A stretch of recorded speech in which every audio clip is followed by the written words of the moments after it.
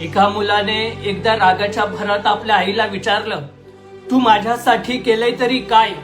हे ऐकताच आई काही क्षण शांत झाली. तिच्या डोळ्यात पाणी आलं, पण तरीही ती हसली. कारण आईला रडायची सवय नसते, तिला सगळं सहन करायची सवय असते. रात्र झाली, सगळे झोपले, पण त्या रात्री आई मात्र झोपली नाही.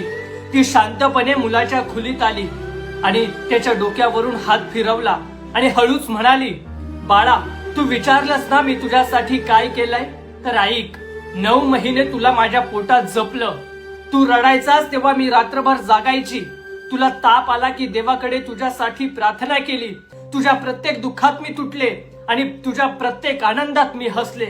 पण हे सगळं मी मोजण्यासाठी केलं नव्हतं, कारण आईचं प्रेम कधी हिशोब करत नाही. पण हे सगळं बोलताना मुलगा गाढ झोपला होता. त्याला आईचे शब्द ऐकूच आले नाहीत. वर्ष गेली, मुलगा मोठा झाला, आई म्हातारी झाली आणि एक दिवस आई कायमची निघून गेली. आज तोच मुलगा आईच्या फोटो समोर बसतो आणि स्वतःलाच विचारतो, आई, खरंच तू माझ्यासाठी काय केलं होतंस? तेव्हा डोळ्यासमोर एक एक आठवण उभी राहते. आईने केलेले त्याग दिसतात, तिचं प्रेम दिसतं आणि नकळत डोळ्यातून अश्रू वाहू लागतात. कारण आई गेल्यावर समजतं तिने आपल्यासाठी काय केलं नव्हतं, असं काहीच नव्हतं. म्हणून आई जिवंत असेपर्यंत तिची कदर करा.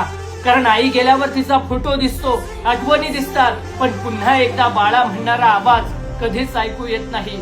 तुमच्यासाठी पण आई स्पेशल असेल तर कमेंट मध्ये नक्की आई शब्द लिहा.